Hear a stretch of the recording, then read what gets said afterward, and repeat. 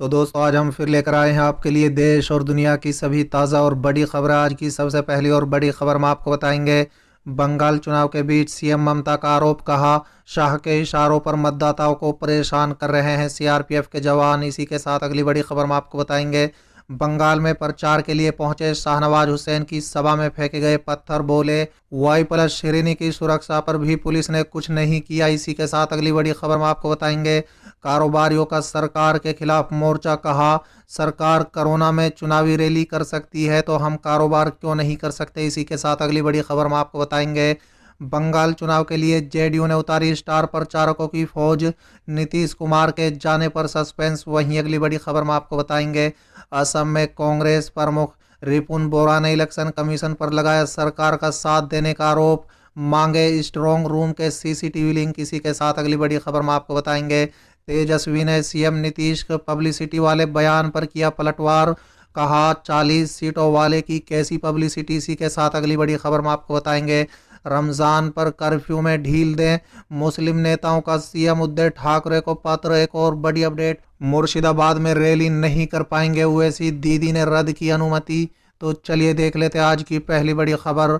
बंगाल चुनाव में सीएम ममता का आरोप, कहा शाह के इशारों पर मतदाताओं को परेशान करते हैं सीआरपीएफ के जवान। दरअसल दोस्तों, पश्चिम बंगाल की मुख्यमंत्री और तृणमूल कांग्रेस प्रमुख ममता बनर्जी ने बुधवार को आरोप लगाया है कि केंद्रीय गृह मंत्री अमित शाह के इशारों पर सीआरपीएफ के जवान राज्य में मतदाताओं को परेशान कर रहे हैं। दोस्तों बता दें, उन्होंने आरोप लगाया है कि वो मतदाताओं को वोट डालने से रोक रहे हैं। केंद्रीय गृह मंत्री अमित शाह ने उन्हें ऐसा करने का निर्देश दिया है। ममता ने दावा किया है कि राज्य में हो रहे चुनाव के दौरान कम से कम 10 लोग मारे गए हैं।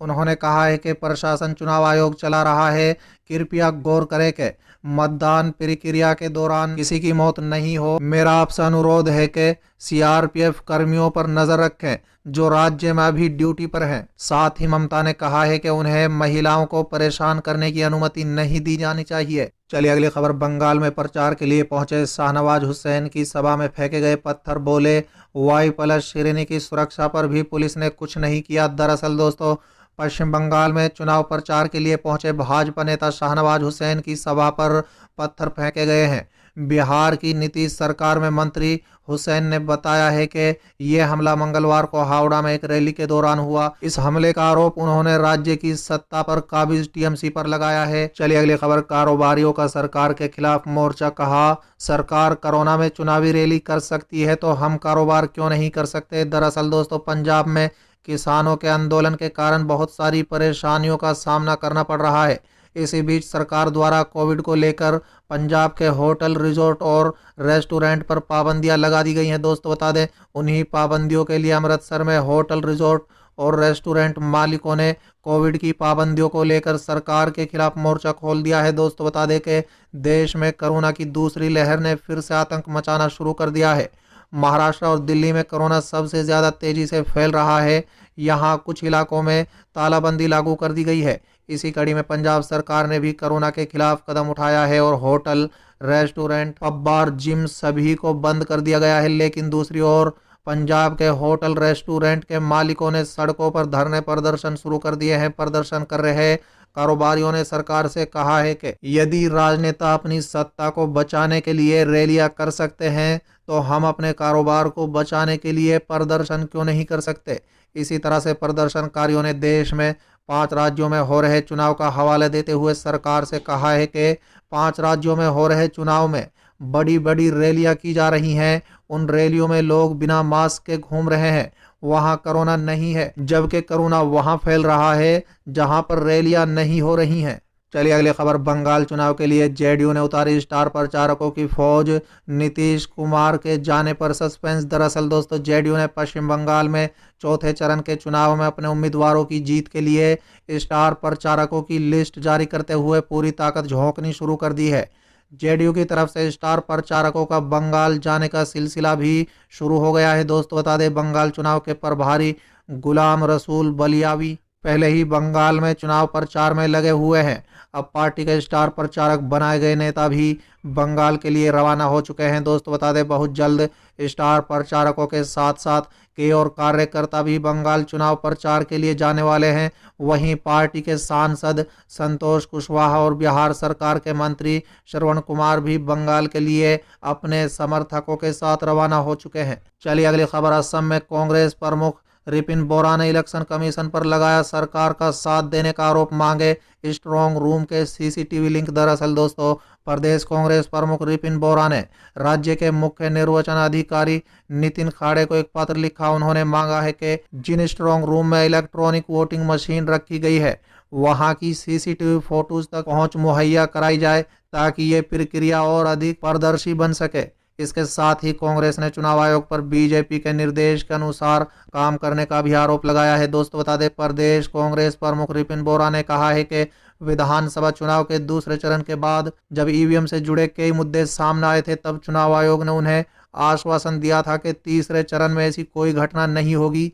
लेकिन बुधवार को यानी बीते दिन तीसरे चरण के मतदान के दौरान भी ईवीएम को निजी गाड़ियों में ले जाने की खबरें मिली हैं। रिपिन बोरा ने कहा है कि उन्हें लगा था कि चुनाव आयोग अपनी गलतियों से सीख लेगा, लेकिन वो गलत थे।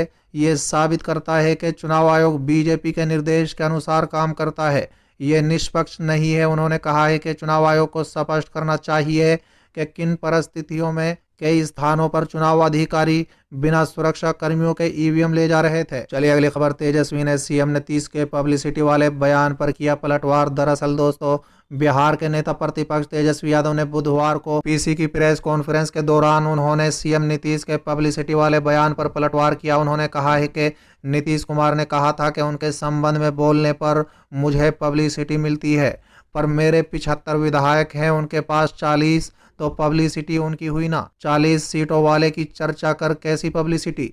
दरअसल बीते दिनों मधुबनी हत्याकांड पर प्रतिक्रिया देते हुए सीएम नीतीश ने विपक्ष पर जमकर निशाना साधा। उन्होंने कहा था, कुछ लोगों को आदत है कुछ भी बोलने की, हम आकरण कुछ नहीं बोलते हैं, हम तो दिन भर काम करते रहते हैं और हमें एक एक चीज की जानकारी है। अब विपक्ष के लोगों को जो इच्छा है बोलते रहें, लेकिन क्या उन्हें मालूम है कि हम क्या करते हैं? वो मेरे ऊपर बोलते हैं तो उसे पब्लिसिटी मिलती है, इसके लिए उनको बधाई हो। कोई काम मत करो, केवल पब्लिसिटी लो। उनके इसी बयान पर तेजस्वी यादव ने पलटवार किया है। चलिए अगली खबर। रमजान पर कर्फ्यू में ढील दें मुस्लिम नेताओं का सीएम उद्धव ठाकरे को पत्र। दरअसल दोस्तों, जहां एक और महाराष्ट्र कोरोना से बेहाल है, वहीं दूसरी ओर रमजान के माह में पाबंदियों में छूट देने के लिए राज्य के मुस्लिम नेताओं ने सीएम उद्धव ठाकरे को पत्र लिखा है। दोस्तों बता दें, रजा अकेडमी की तरफ से उद्धव को पत्र लिखते हुए कहा गया है कि रमजान के दौरान मुस्लिमों को छूट दी जाए और कोरोना के नाम पर पाबंदियां न थोपी जाए। चलिए अगली खबर। मुर्शिदाबाद में रैली नहीं कर पाएंगे ओवैसी, दीदी ने रद्द कर दी अनुमति। दरअसल दोस्तों, देश में चुनावी जंग अभी जारी है। 3 राज्यों और 1 केंद्र शासित प्रदेश में मतदान की प्रक्रिया खत्म हो गई है, लेकिन पश्चिम बंगाल में अभी भी 5 चरणों में मतदान प्रक्रिया बाकी है। बता दें कि बंगाल में 3 चरणों में चुनाव संपन्न हो गया है।